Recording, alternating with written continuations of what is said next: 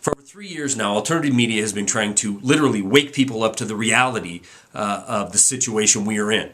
You know, that the bailouts of 2007, 8, 9, 10, and ongoing, that the extraordinary measures taken, that the trillions of dollars that have been begged, borrowed, and stolen haven't been done in order to rescue this economy or in order to make a sustainable financial future for the people of this country or the globe for that matter.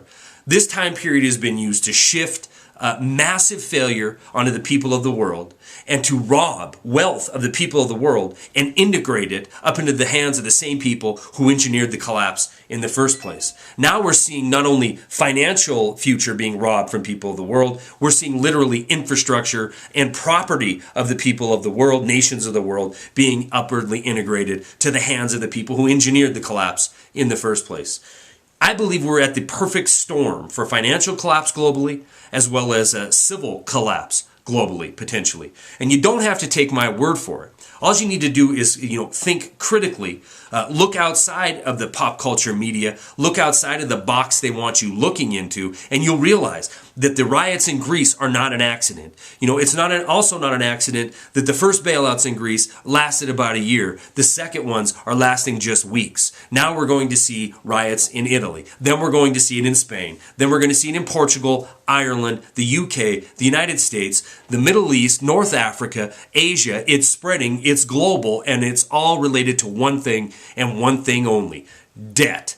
Debt that the world did not incur, debt that the too big to fail created and implemented onto the nations of the world through corrupt politicians, through this kind of corporatism that has allowed the nations of the world to give away their financial futures, give away their financial liberties through corruption in their political system, and creating a situation where the citizens of the world are literally shackled with this debt burden.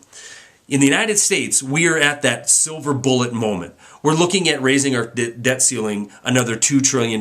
We're told by the people in power, the so-called, genius financial juggernauts who were in charge when this whole thing began, that if we don't do this, if we don't increase another $2 trillion, it's going to be economic lights out for the United States and the global community.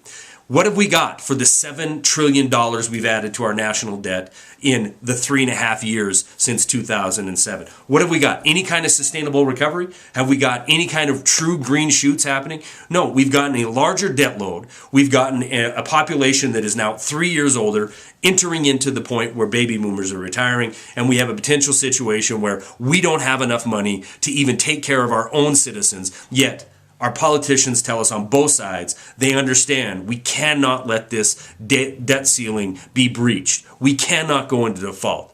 The fact of the matter is, debt is an absolute burden around the neck of the citizens of not only this country, but the world. And if we don't start facing this with the eye of reality, we are all going to be led down this path into indentured servitude. Stories are attached. That's all I got.